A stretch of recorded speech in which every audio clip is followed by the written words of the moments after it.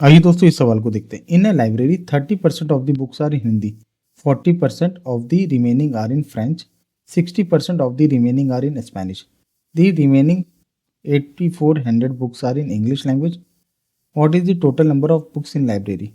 ठीक है, एक लाइब्रेरी में 30% ऑफ बुक्स आर हिंदी है और रिमेनिंग जो बुक्स हैं 40% उसमें से फ्रेंच है और 60% जो रिमेनिंग है उसमें से स्पेनिश है। तो हमें बताना है कि टोटल नंबर ऑफ बुक्स क्या है। हमें रिमेनिंग इंग्लिश बुक्स बताई गई हैं यहाँ पे कितनी इंग्लिश लैंग्वेज की।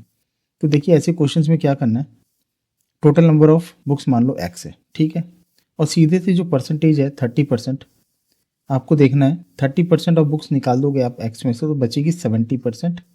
ठीक है, अब ये तो हो गया हिंदी को हटा के। अब हिंदी को हटा के इतनी बुक्स है, बाकी इसका 40% जो है रिमेनिंग फ्रेंच में, इसका 40%। ठीक है, तो इसका 40% अगर हटा दें तो मीन्स कितनी बच गई, 60%। ठीक है, 60% ऑफ द रिमेनिंग क्या हो जाएगी, फ्रेंच के अलावा वाली। ठीक है, 40% हटा के तो 60% बच जाएगा। अब ये बता रहे 60% ऑफ द रिमेनिंग, अब ये टोटल रिमेनिंग इतनी बुक्स हैं अभी तक। ठीक है, इसका भी 60% ऑफ द रिमेनिंग क्या है, स्पेनिश है। तो इसमें से 60% हटाएंगे तो कितना हो जाएगा, 40%, 100 माइनस 60, 40%। अब यहाँ पे आप देख सकते हो, यहाँ पे टोटल अब हमें बता रहे कि इतनी अभी 8400 बुक्स बच गई है। ये सारी बुक्स हटा के इसके अलावा जो बची बुक्स हैं वो 8400 हैं जो कि इंग्लिश की लैंग्वेज की हैं। तो यहाँ पे हमें एक्स की वैल्यू निकल जाएगी अगर हम इसे सॉल्व कर लें। तो यहाँ पे हम पहले जो एक्स्ट्रा जीरोज़ हैं उसको कैंसिल आउट कर लेते हैं। ठीक है, 2 ज़ीरो काट के एक 100 मैंने वो कर दिया। अब यहाँ से 7 की टेबल में आप देख सकते हो, 7 12 जा 84, एक ज़ीरो कैंसिल किया 120, यहाँ बचा था 6 20 टाइम्स में, 4 से 5 टाइम्स में। अब यहाँ पे कितने 4 जीरो बचे, 4 जीरो को यहाँ लगा दिया तो x की वैल्यू कितनी आ गई, 50,000 बुक्स। ठीक है, तो टोटल बुक्स कितनी है लाइब्रेरी में, 50,000।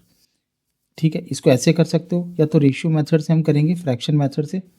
ठीक है, तो कैसे करेंगे, पहले हम देखेंगे हिंदी की बुक कितनी है।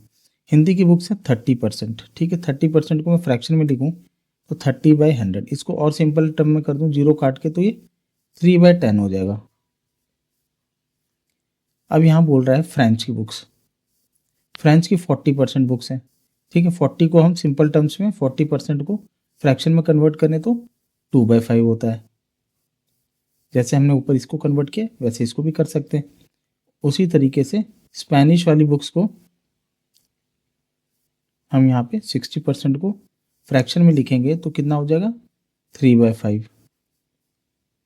अब यहाँ पे आप मान लो total number of books, total number of books और यहाँ पे रिमेनिंग बुक्स, जो बुक्स बच गई। तो यहाँ पे जो भी डिनोमिनेटर होता है मैं हमेशा बोलता हूँ उसको हम मान लेते हैं टोटल नंबर ऑफ बुक्स। तीनों केस में जो भी डिनोमिनेटर है वो हम मानेंगे टोटल नंबर ऑफ बुक्स।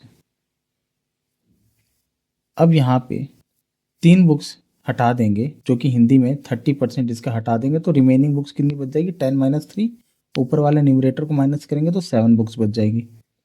इसी तरीके से ऊपर वाली बुक्स क्या है, 40% of the remaining are in French. तो 5 का 40% मतलब ऊपर वाला न्यूमरेटर जो है 40% है 5 का, तो वो क्या है, फ्रेंच में है। तो 5 माइनस 2 3, रिमेनिंग बुक्स बच जाएंगी। अब 5 में से ऊपर वाला 3 जैसे हमने ऊपर किया इसमें से आपका बच जाएगा 2। अब आपको सीधे से मल्टीप्लाई कर लेना है इस रो वाले को, इस कॉलम वाले को और इस कॉलम वाले को। तो हमारे पास देखिए टोटल नंबर ऑफ बुक्स क्या आ गई, 10 5 जा 50, 50 5 जा 250 बुक्स हैं। यहाँ पे हमारी रिमेनिंग बुक्स है 7 3 जा 21, 21 2 जा 42। एक्चुअल में रिमेनिंग बुक्स हमारे पास बची हैं 8400, हमारे पास आ रही हैं 42। तो आप देखिए कितने टाइम्स में जा रहा है, ये 200 टाइम्स में जा रहा है। 42 2 जा 84 और बाकी के 2 जीरो, 42 में इतना मल्टीप्लाई करने में। तो ओरिजिनल नंबर को भी हम 200 से मल्टीप्लाई करेंगे।